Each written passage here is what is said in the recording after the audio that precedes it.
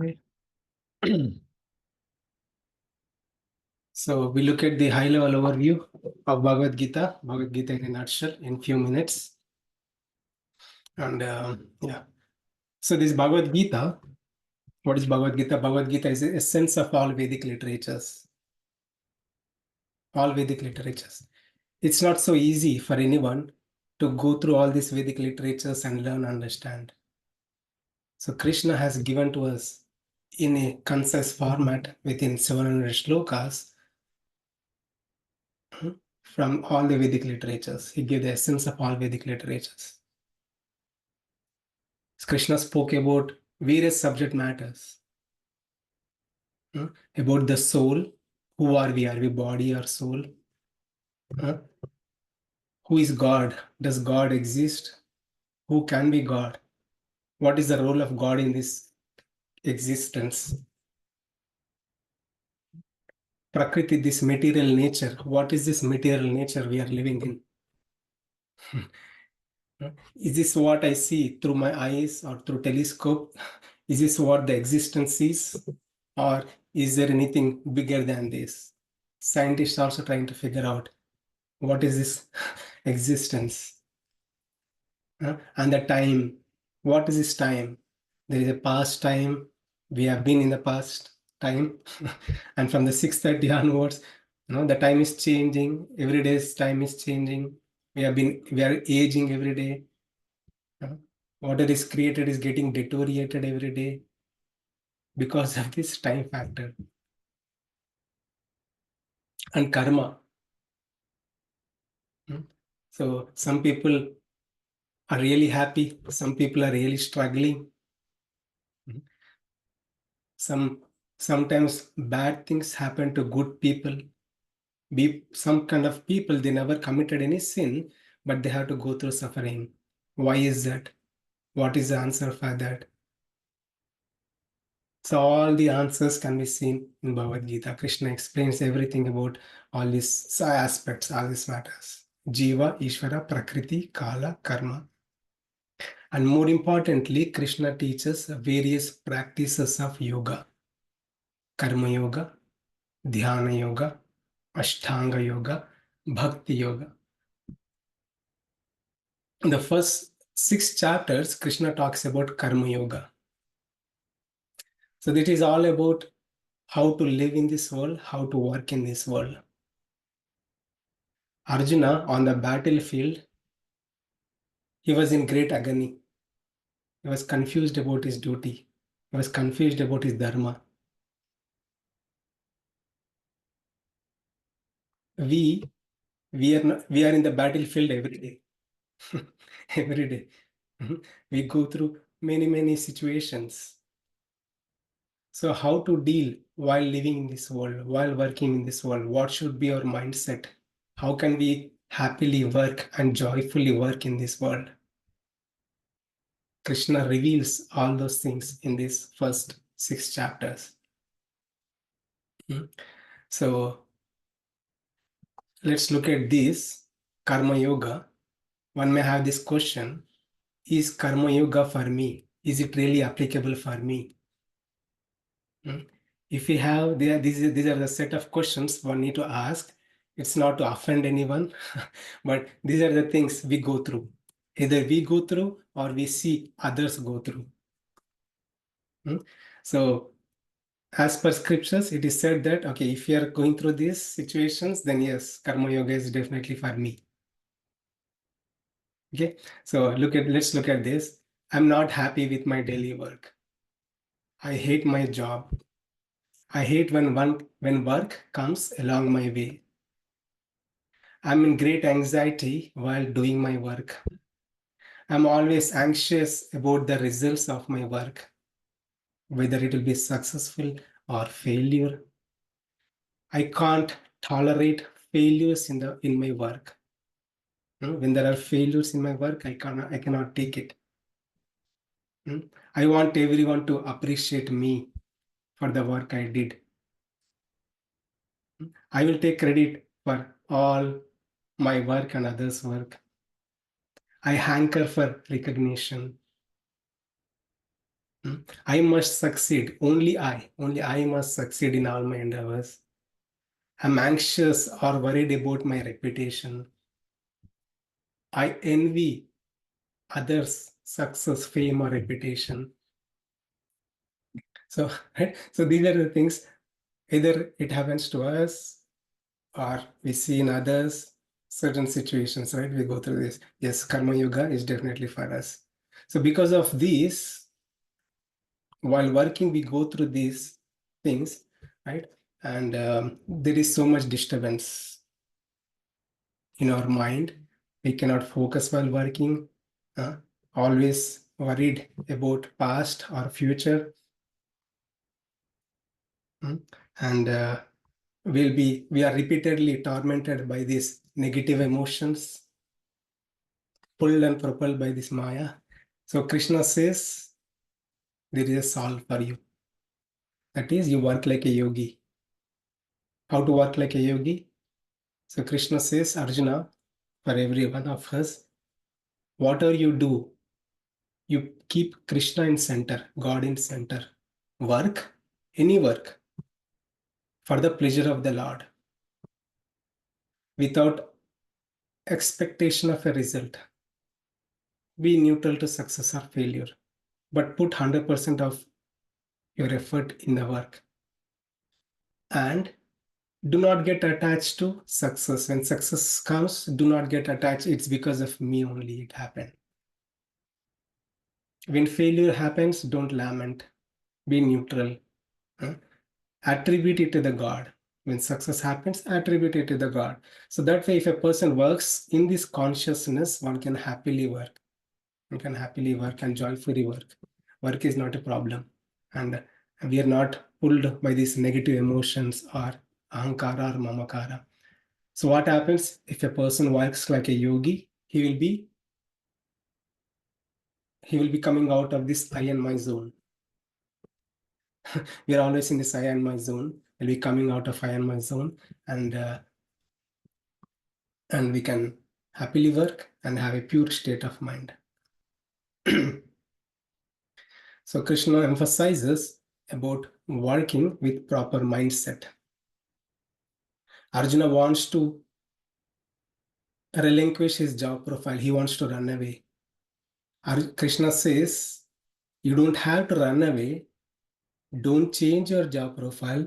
Continue your job profile, but change your mindset while working. That is the only thing you have to do. And Krishna says there is a reward by doing so. You can attain moksha, liberation.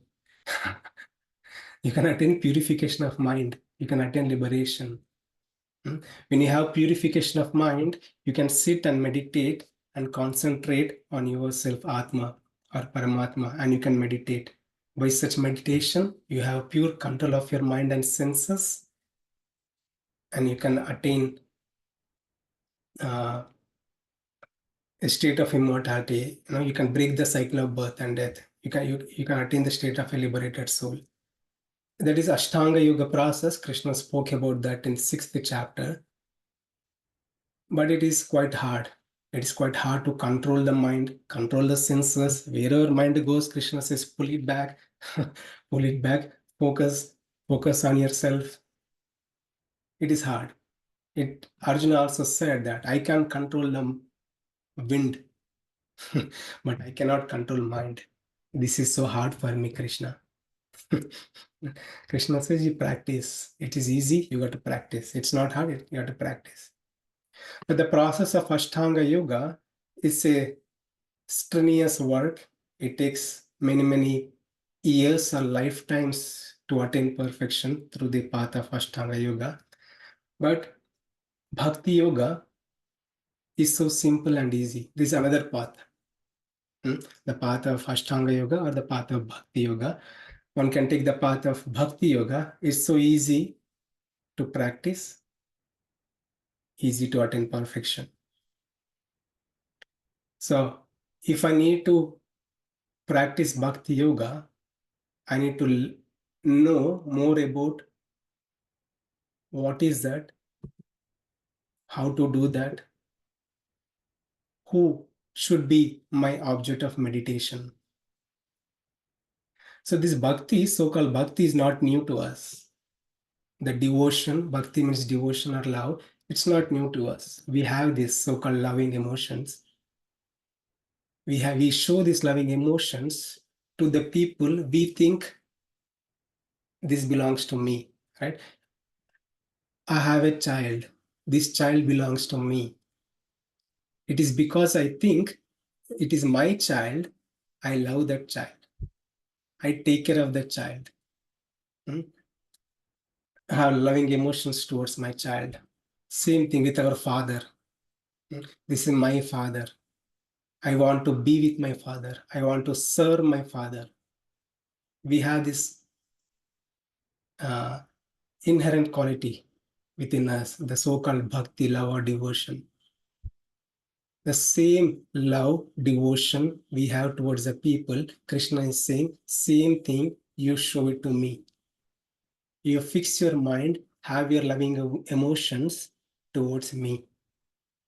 That becomes bhakti, devotion. And when the bhakti is intensified, you are deeply contemplating on Bhagavan, that becomes yoga, bhakti yoga. So for us to practice bhakti yoga, we need to know everything about this God. Krishna is saying, you fix mind towards me, Bhagavan. I need to know everything about that Bhagavan. Who is that? What is his relation with me? How me and my God is connected, how we are connected together. I'm not seeing Bhagavan, Lord, with my eyes. I can't see, nobody can see God. We hear about the God, but how can I have these loving emotions towards a person whom I cannot even see? Krishna says, you learn about me. When you learn about me through my the knowledge I have given, you can get clear understanding about me. You can have that loving emotions towards me. So the process of Bhakti Yoga involves fixing the mind upon the Supreme Lord. One develops pure love of Godhead. By, by the practice of Bhakti Yoga, Anadi Kala Karma, whatever the karmas, the sins or karmas we have accumulated throughout our life or many, many lifetimes will be eradicated, will be removed. So by that practice, one can attain the Supreme Lord. And that is spoken in the middle 6 chapters. And towards the last end, like 12 to 18, Krishna goes into detail of various subject matters he had already spoken about the soul, the Prakriti material nature, about the God and relationship of the God with us. And towards the end, Krishna says the same thing. You think about me. Manmana bhavamad bhaktyo madhya jimam namaskaru. You always think about me, always meditate on me. You will come to me. I swear, I promise, you will come to me. You don't have to go through this repeated cycle of birth and death. Arjuna, after hearing, he was ready to practice bhakti yoga, but he was worried about his past life sins. Krishna says, you just surrender unto me, I will take care. Arjuna is worried about his practice. He may have imperfections in his practice. Krishna says, don't worry, Mahasucha, I will take care. It becomes my responsibility to deliver you. So that ends Bhagavad Gita. Right? That is a Bhagavad Gita in a nutshell. So we look at the Bhakti Yoga section, the 6 to 12 chapters spoken in the Bhakti Yoga section, and we look at chapters 7, 8, and 9. We'll do a quick glimpse of what is in it. Okay, so in 7th chapter, Krishna spoke about himself, which is titled Gnana Vijnana Yoga. I know today's session will be quite content heavy, so try to grasp as much possible. So chapter 7 is Gnana Vijnana Yoga. knowledge or the superior knowledge or realized knowledge about the Supreme Lord. In this chapter, Krishna says everything, whatever we see in this cosmic existence, is emanated from the Supreme Lord. And God is the source of the everything. And not just God is the source of everything, whatever we see in this world. He also resides as super soul in everything. He says he's a taste in water, heat in the fire, and so on. So he gives a big list. We may not know the God because of our past life sins. Krishna says, Daivi Yesha Gunamani Mama Maya Dhurataya Mameva Ye Prapadyante Maya Metam Tarandete. There is a curtain, Arjuna. There is a curtain which is blocking you and me. I will remove the curtain. You just surrender unto me, says Krishna. So that is the 7th chapter. And as part of the 7th chapter, Krishna also talks about various kinds of devotees who take shelter of the Lord, various kinds of devotees who are against the God. We looked at it in detail. Okay. Some kind of devotees who accept the Lord, take shelter of the Lord, are Ardu or the Ardi, Jignasu, Gnani. They're in need of something. God, you give me something. I'm in trouble. I need some money. I need some possessions. I need some help. Okay. Or the other set of devotees, Krishna says they are devotees because they are going to the God. There are other set of people who go to the God, being inquisitive.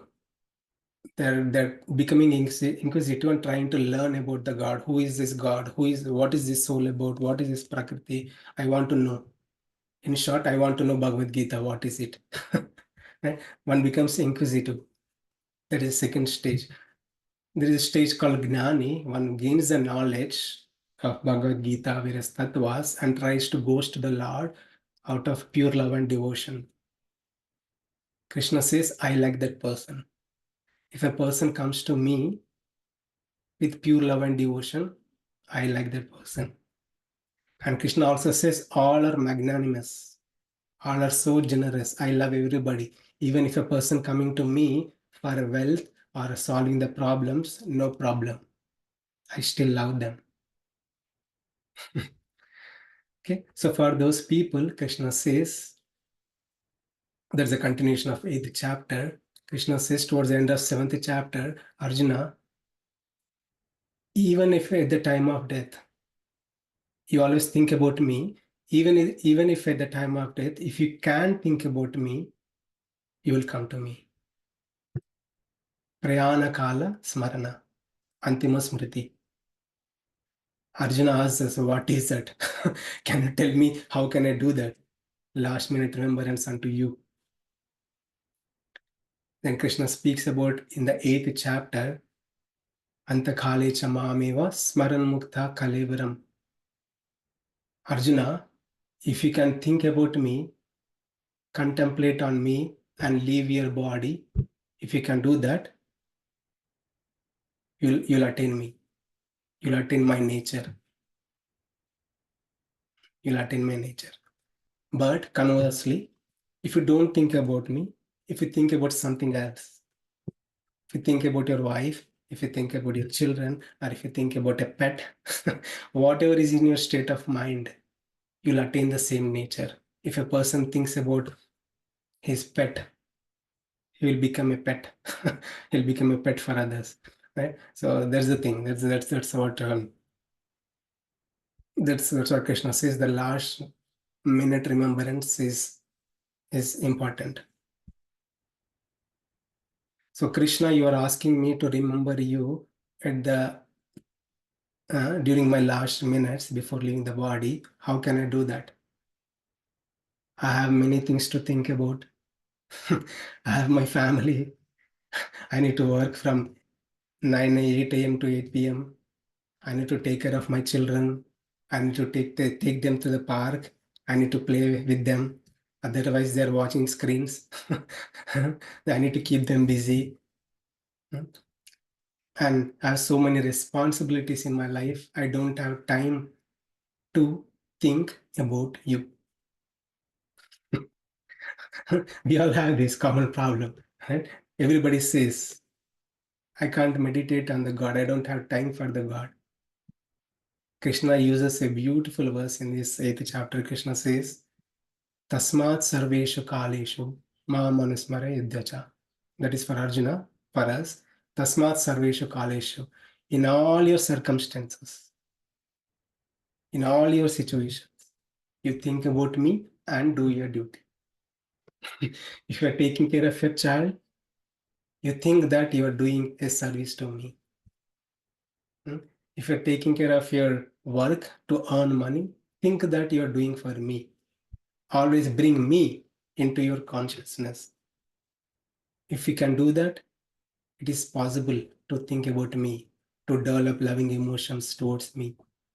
Very nicely, Krishna says. And in this chapter, Krishna also says, if you can do that, Arjuna, if you can develop loving emotions towards me, think about me all the time, you'll attain the ultimate benefit. That is spiritual world. That is spiritual world. If you come to that, there is no punarjanma in this so-called Dukhalayam.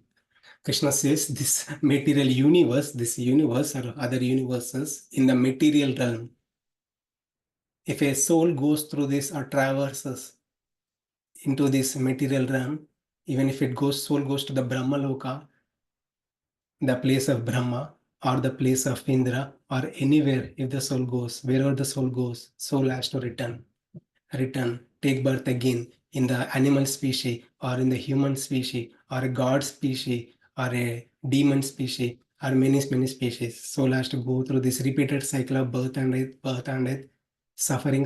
That's why Krishna titles this so-called material realm as Dukkhalayam.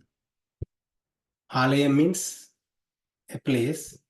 Dukkha means suffering. So this is a place where there is suffering. The material existence is a place where there is suffering. So we always say, why I'm suffering? Of course, we are in the place there is suffering. If I'm in a place of suffering, it is obvious there is suffering. So Krishna says, you come to me. If you can be devoted to me, you will come to me. Then you don't have to be in this material world. You will attain the highest thing in your life. Your life is perfected.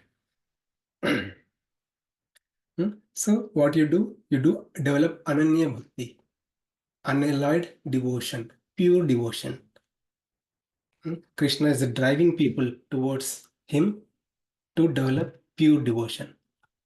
In chapter 9, Krishna says, I'm going to reveal most important knowledge to you.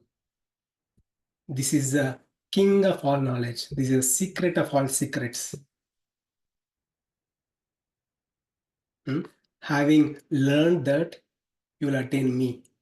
So what is that knowledge about? About bhakti, devotion.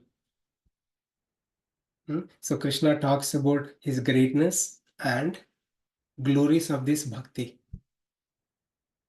So one may think the devotion or bhakti yoga is hard. Krishna gives easy way for us to practice. So we'll see what are those. So this is a high level overview of chapter 9. Now there are so many words here. We'll see. So this chapter 9, we are getting into chapter 9 now. In this chapter, Krishna speaks about most confidential information, secret of all secret, right? That's why this chapter is titled Raja Vidya, Raja Gohya Yoga. Raja means king. Raja means king. Vidya means knowledge. And Guhya means secret. Most secret. Secret of all secrets. Or the king of all knowledge is bhakti, devotion towards the Lord. So we hear this word so-called, what is it called? Mother of all bombs. In US country, this country, like during the war with Afghanistan or so, I don't remember the country.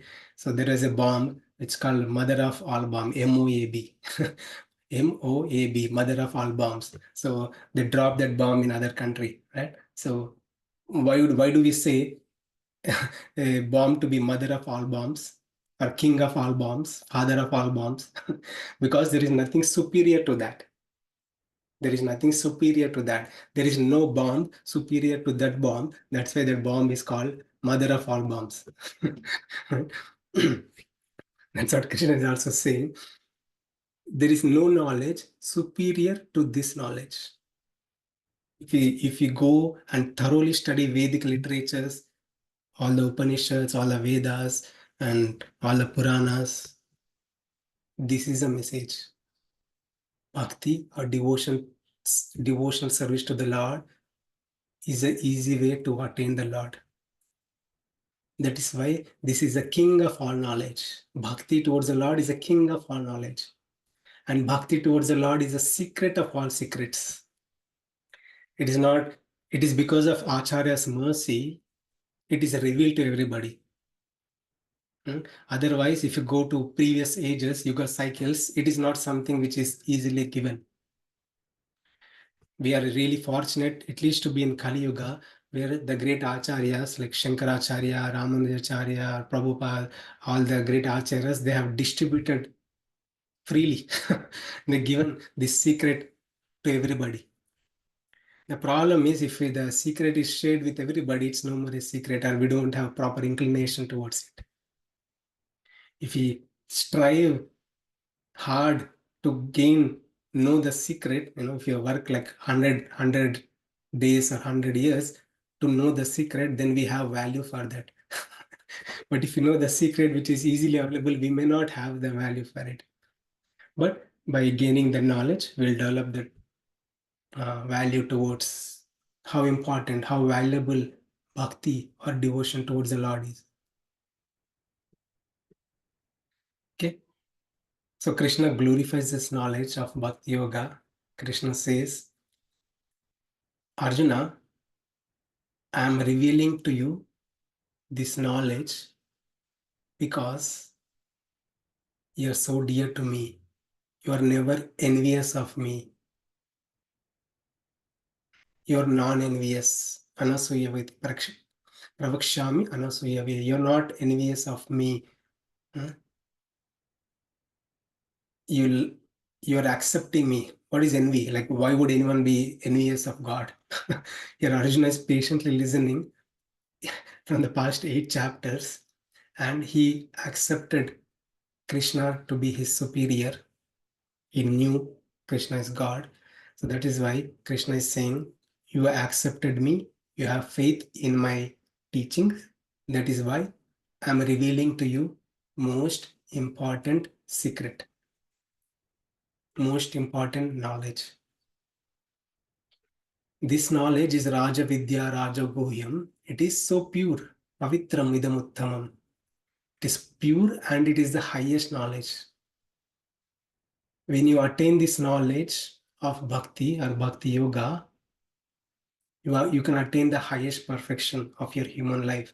You will attain the Supreme Lord.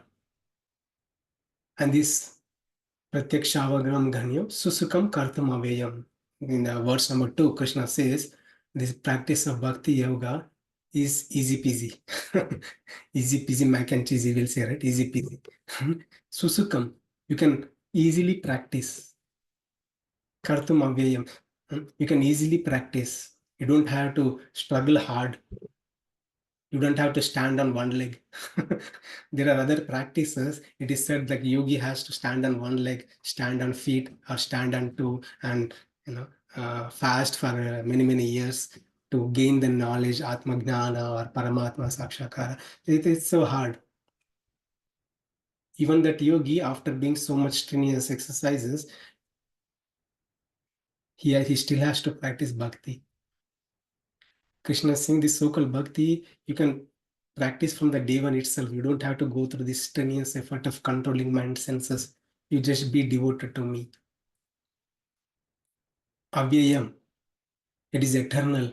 You can practice in the material world. You can also practice or do in the spiritual world also. It continues with you. It continues with you.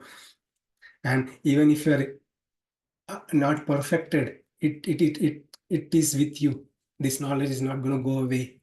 The so-called bhakti or devotion towards the Lord. And Krishna says, Arjuna, you must have faith. If you want to gain this knowledge, if you want to practice in this path of bhakti yoga, you need to have faith. If you don't have faith, it's hard, says Krishna.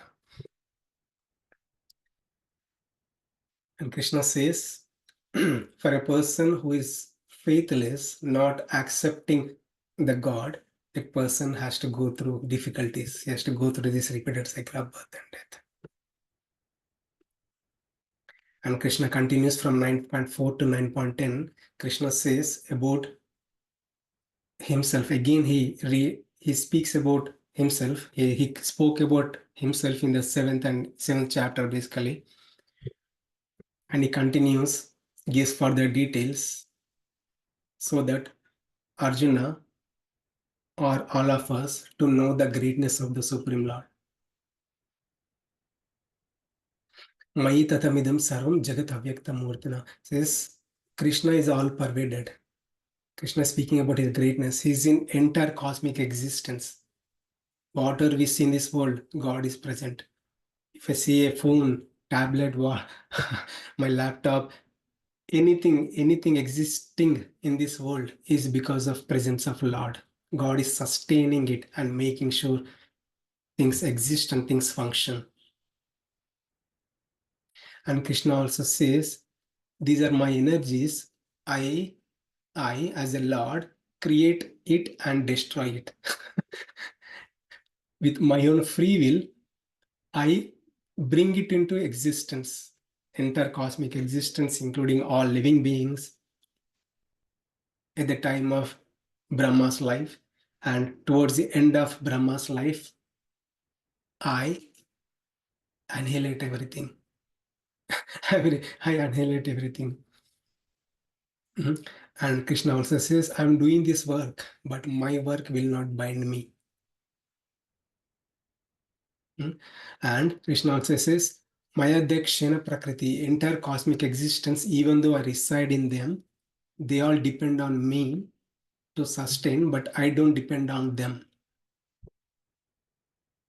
Basically, Krishna is saying, I'm neutral. I play the role of a Udasinavat. As a supervisor, I supervision, and I'm detached from this. Don't think I'm also a person who's doing a work. Even though I exist in this entire cosmic nature, I have a form, actual form. I am a person. I live in the spiritual world. I have an existence, spiritual realm. And I come into this material realm according to time, place, circumstances. Krishna spoke about that in 4th chapter. Time, place, circumstances, he chooses and he descends as he is. And now in this chapter, in these verses 11 to 25, Krishna says, when I come, people think I'm an ordinary human being. Why? Because of avajhananti mamuda, because of ignorance, lack of proper knowledge about God. People think he is just an ordinary human being. And because of so called that nature, they're committing sins and they're developing demonic natures. Krishna really said that. People are developing demonic natures, demonic qualities because of not accepting the God or God's teachings. And conversely, Krishna says, there are great devotees of me. I call them as Mahatmas, great souls. Mahatmas. They are Ananya Bhaktas. They have unalloyed devotion unto me.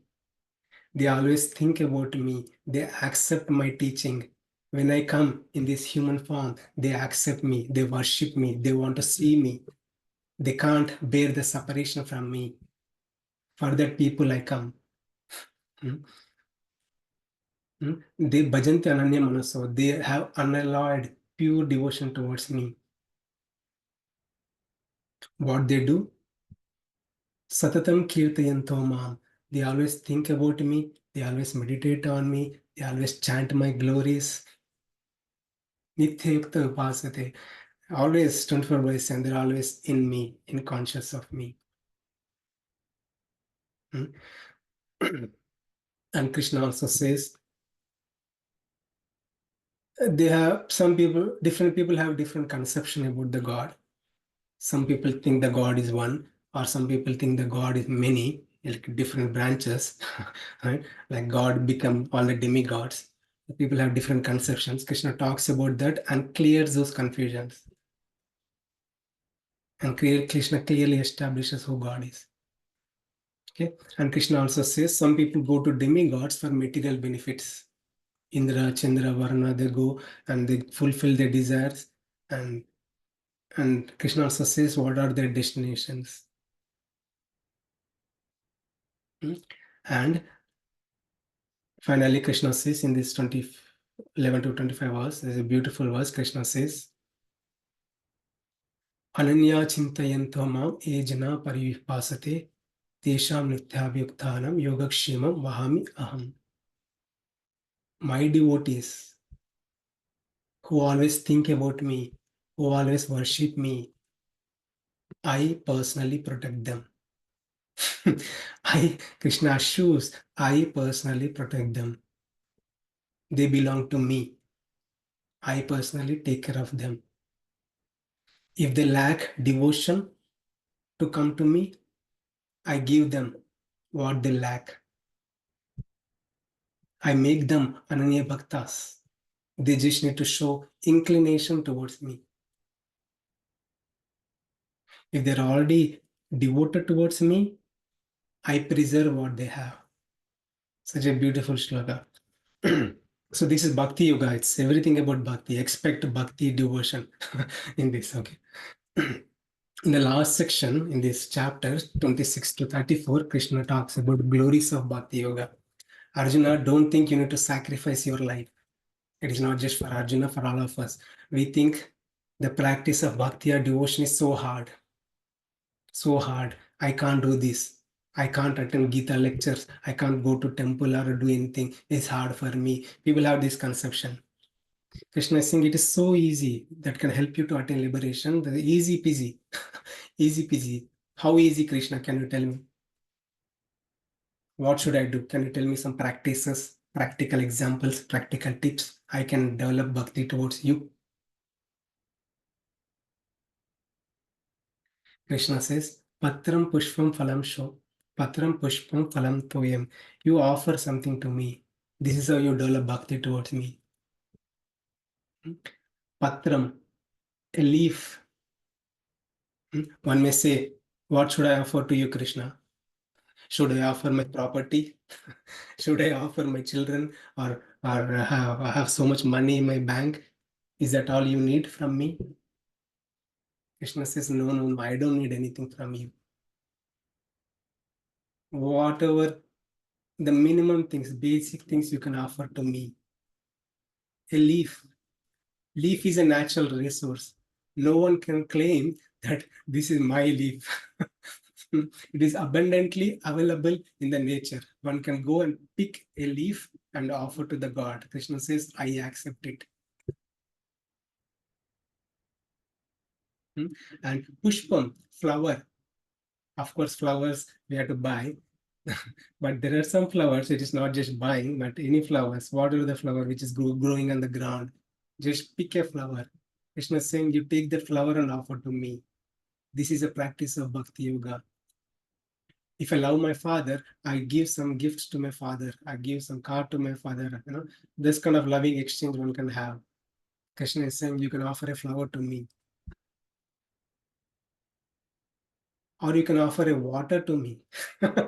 You're drinking, you're drinking liters and tons of water throughout your lifetime. Just offer a little bit of water to me in a small cup. I'll accept it. So beautifully, Krishna says, water. These are not even our possessions. They are possessions of the God. We are taking from the God and offering to the Lord. Krishna is saying that is how you cultivate bhakti. It's so easy, right? So easy, right? We are not losing anything. Just having the relation with the Lord by doing such things. And Krishna says, not just that, whatever you eat. One may say, I'm eating all kind of things. What should I offer to you?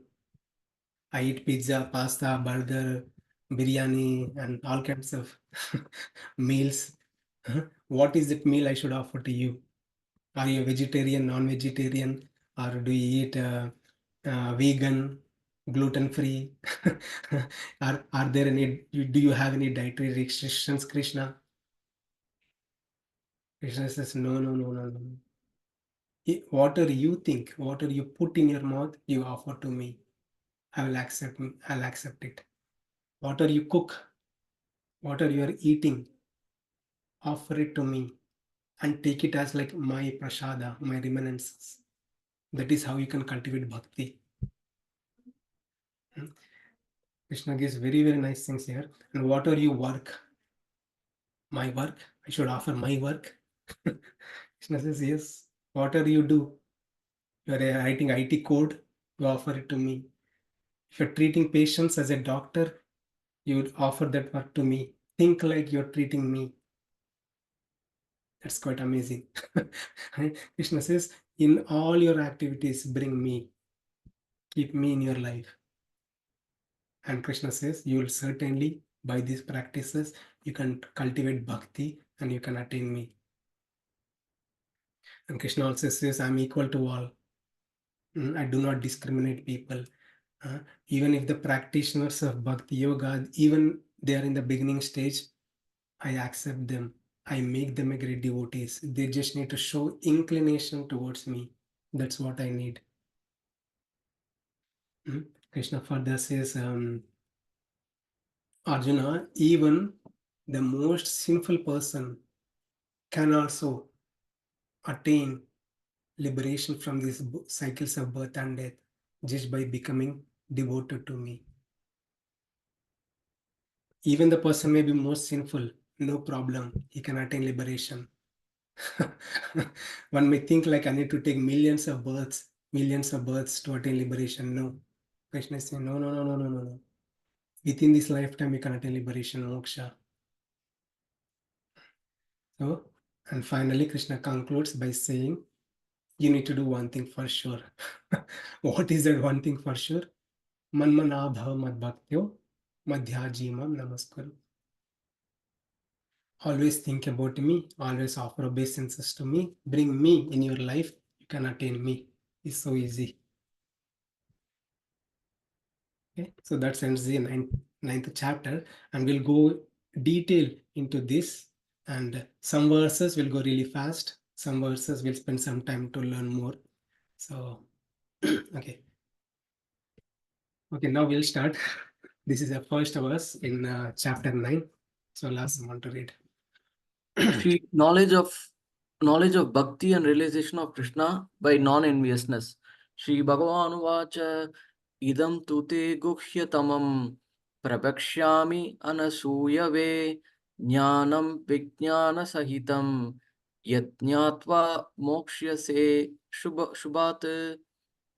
Translation: The Supreme Personality of Godhead said, My dear Arjuna, because you are never envious of me, I shall impart to you this most confidential knowledge and realization, knowing which you shall be relieved of the miseries of material existence. So, this is how the chapter starts. Krishna says in the 8th chapter that you need to develop Ananya Bhakti, unalloyed devotion to me. And Krishna gives all the details about how to develop that Ananya Bhakti, unalloyed devotion unto the Supreme Lord.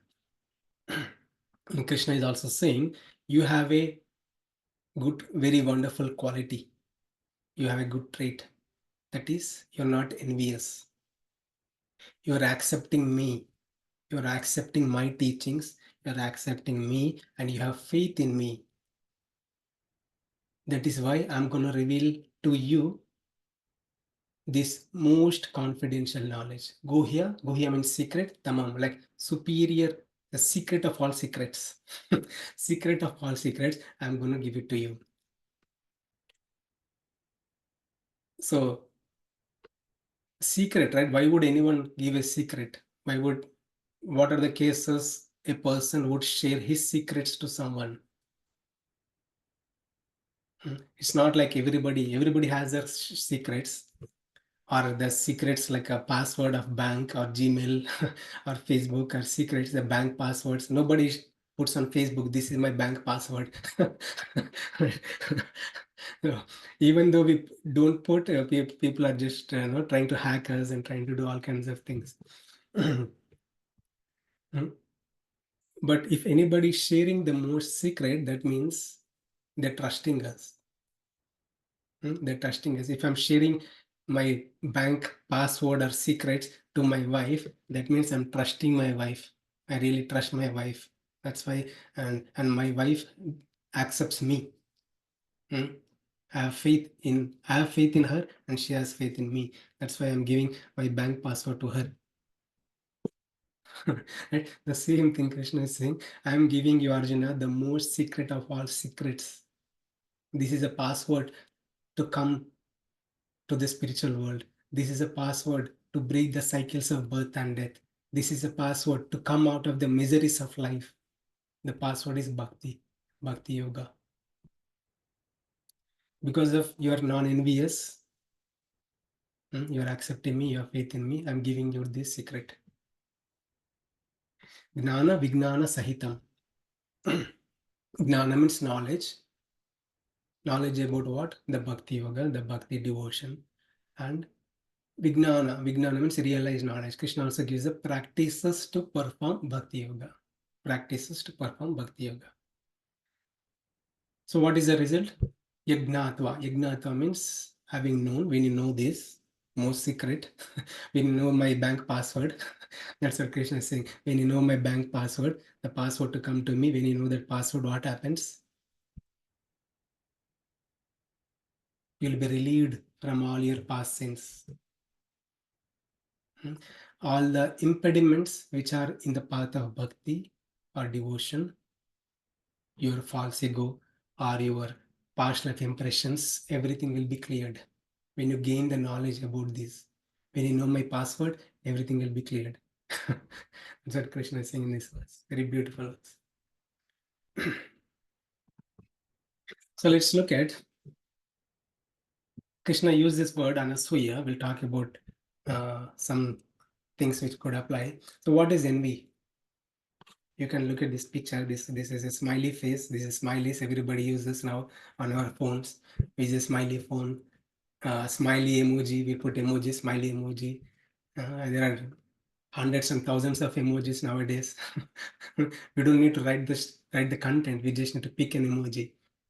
That emoji itself explains a lot. So you can see this emoji of envy, how the face looks when we are envious. Maybe our face looks nice, but internally our heart looks like this. Right? So what is envy? What are its causes and consequences, and how to overcome this envy? There's a few basic things. So what is envy? Why I'm envious of someone? Why that happens? If a person has some nice thing, right? I want a example. I want a iPhone 20. Right? I'm thinking about iPhone 20. And if a person has an iPhone and 20 and is just walking towards me and is next to me, I'm looking at it. Wow, who is this person who has this?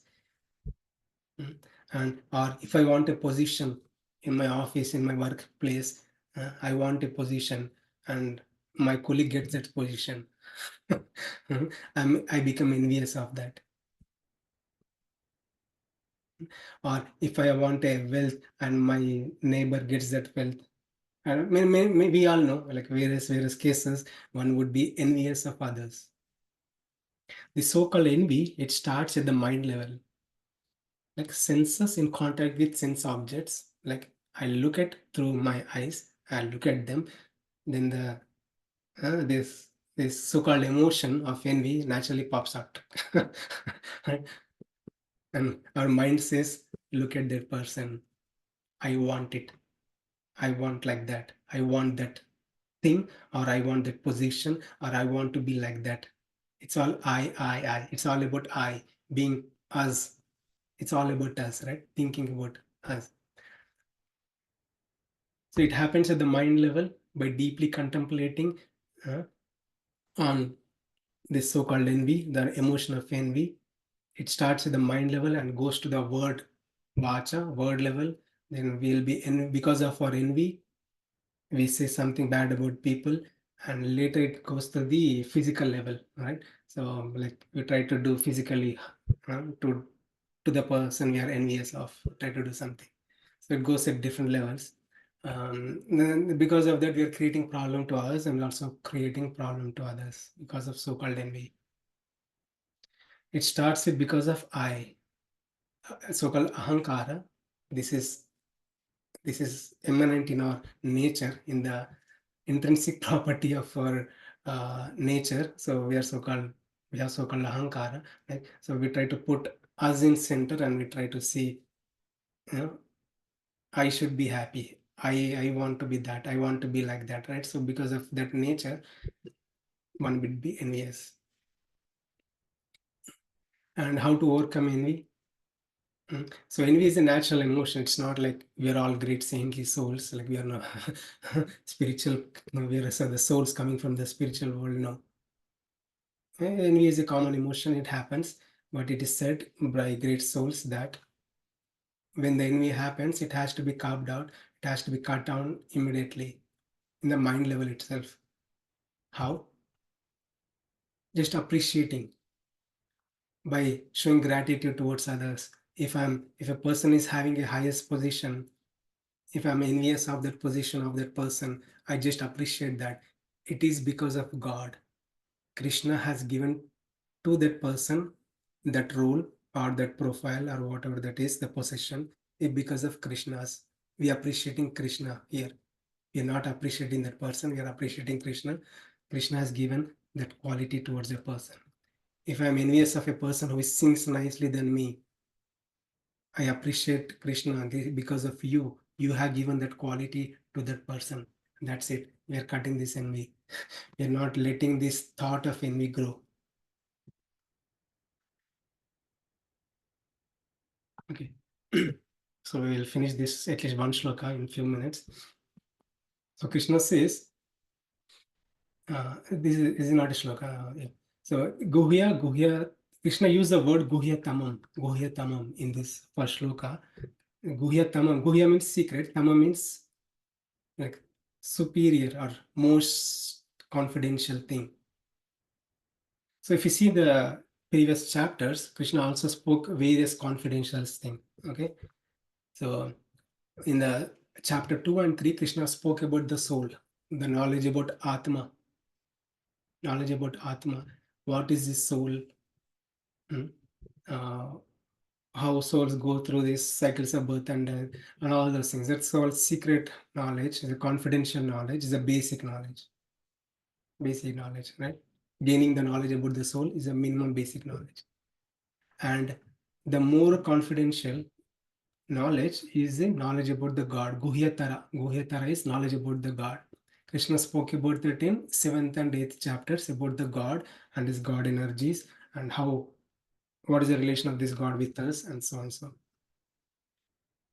And the Guhyatamam, the word Krishna used in this verse, Guhyatamam, is unalloyed devotion, pure devotion, the most secret of all secrets. Secret is the pure love and devotion. Hmm?